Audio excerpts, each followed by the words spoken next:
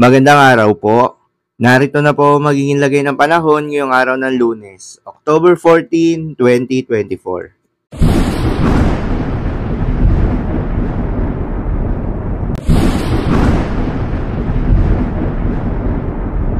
Sa kasalukuyan na tayong sa pag-asa, patuloy na nakakaapekto itong shear line o yung salubungan ng hangin mula Hilagang Silangan at Silangan sa may extreme northern Luzon. Kaya naman nasaan yung maulap na kalangitan na may kalat-kalat na mga pagulan at thunderstorms. Easterlies naman o yung mainit na hangin galing sa karagatang Pasipiko ang nakakaapekto sa may silangan ng Luzon at Visayas. Dahil dito, asahan rin yung maulap na kalangitan na may kalat-kalat na mga pagulan at thunderstorms. Habang sa nalalabing bahagi ng ating bansa ay patuloy pa rin nakakaapekto itong mga localized thunderstorms. Kaya naman asahan yung bahagyang maulap hanggang sa maulap na kalangitan na may kalat-kalat na mga pagulan o thunderstorms. Magandang balita naman dahil ayon sa pag-asa ay wala tayong binabantayan na low pressure area o bagyo sa loob o malapit sa Philippine Area of Responsibility na maring makaapekto sa ating bansa. Dahil nga sa epekto nitong shear line, asahan ngayong araw ng Lunes sa Batanes ang maulap na kalangitan na may kalat-kalat na mga pagulan at thunderstorms. Posible ang mga pagbaha o pagguho ng lupa dahil sa katamtaman hanggang sa kung minsan ay malakas na pagulan.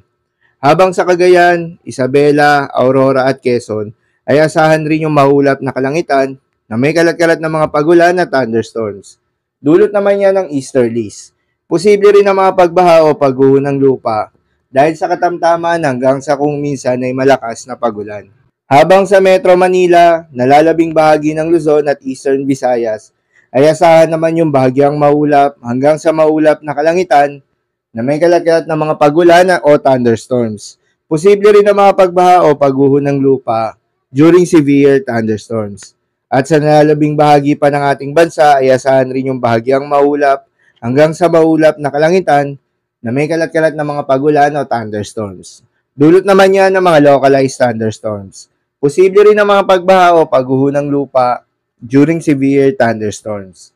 Madalas nabobo ang mga thunderstorms na ito tuwing hapon o gabi, na nagtatagal ng 1 hanggang 2 oras. Kaya naman ingat sa mga posibleng banta ng pagbaha o pagguho ng lupa. Para naman sa ating long-range forecast, wala pa namang inaasahan na low pressure area o bagyo na posibleng pumasok o mabuo sa loob ng Philippine Area of Responsibility hanggang sa susunod na 3 araw. Ngunit pinaghahanda pa rin tayo dahil ayon nga sa datos ng pag-asa, 2 o 3 bagyo ang posibleng mabuo o pumasok ng Philippine Area of Responsibility ngayong buwan ng Oktubre. Paalala lamang din na mga nasabing forecast ay posible pang magbago. Kaya naman patuloy lamang magantabay sa mga update na ating ilalabas at ng pag-asa. Para naman sa lagay ng mga dagat baybayin, ayon sa pag-asa ay walang nakataas na gale warning sa anumang seaboards ng ating bansa.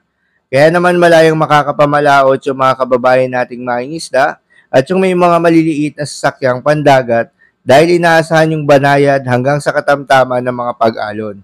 Ngunit iba yung pag-iingat pa rin, lalo na kung meron tayong offshore thunderstorms activity, asahan pa rin yung tsansa ng malalakas na hangin at kaakibat nito ang bahagyang pagtaas ng mga alon. So yun lamang po para sa lagay ng panahon ngayong araw ng Lunes. Keep safe everyone.